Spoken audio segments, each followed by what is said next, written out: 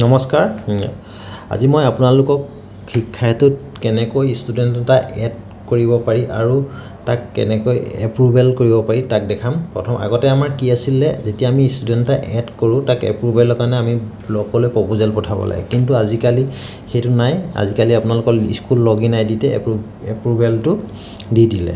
এতিয়া আপোনালোকে যেতিয়া কি কৰিব, ষ্টুডেণ্ট মেনেজমেণ্টত যেতিয়া যাব আপোনালোকে ষ্টুডেণ্ট এটা এইটো তেতিয়া আপোনালোকে এড নিউ ষ্টুডেণ্ট কৰিব। যেতিয়া ষ্টুডেণ্টটো এড কৰিব তাত পেণ্ডিং হৈ থাকে, পেণ্ডিং হৈ থাকিলে আমি এপ্ৰুভ কৰিব লাগিব।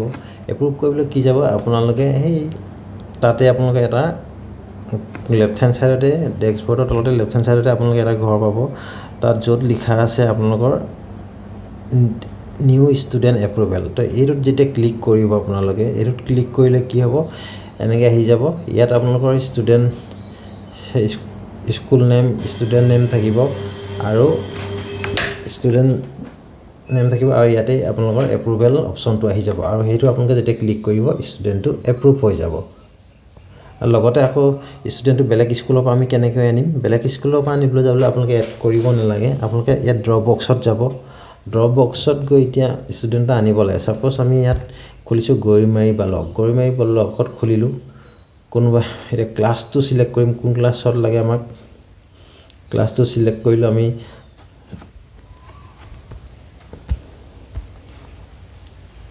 ক্লাছটো চিলেক্ট কৰি ল'ম। ক্লাছ 1টো চিলেক্ট কৰিলোঁ। এতিয়া ক্লাছ 1টো চিলেক্ট কৰিলোঁ, আমি এইখিনি ষ্টুডেণ্ট আহি গ'ল।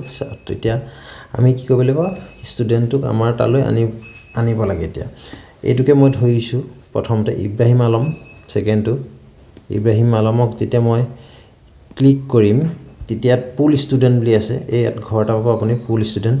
এই পুল ষ্টুডেণ্টটো ক্লিক কৰি দিলে আপোনাৰ কোনটো ক্লাছত লাগে তালৈ গুচি যাব।